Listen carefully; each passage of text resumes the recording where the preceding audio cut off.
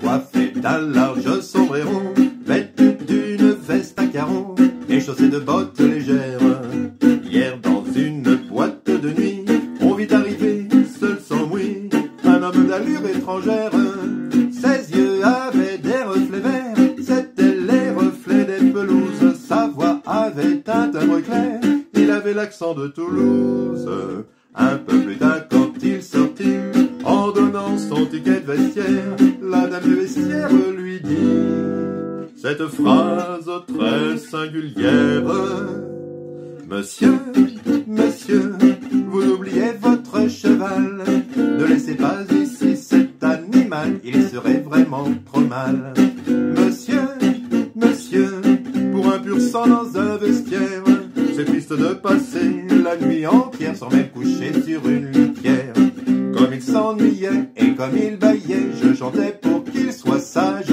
Comme il avait faim, que j'avais plus de pain, j'y ai donné un peu de potage. Monsieur, monsieur, chose pareille est anormale, ne laissez pas ici cet animal, vous oubliez votre cheval.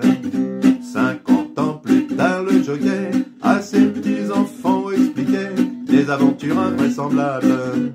Il avait un sourire amer, et comme il se croyait lunaire, il jurait et crachait à table, tout en mâchonnant un égo. Il y allait de son bavardage, il ne parlait que de carreaux, de tempête et d'abordage. Mais les petits-enfants pas dupés, montrant un tableau qui s'effrite, s'écriait grand-père ce beau pré. C'est-il la mer ou Maison Lafitte? Grand-père, grand-père, vous oubliez votre cheval, vous nous menez en bateau, c'est normal, mais vous n'êtes pas amiral. Grand-père, grand-père, jamais vous ne fûtes corsaire, et vous n'avez connu le mal de mer que lorsque vous montiez prospère.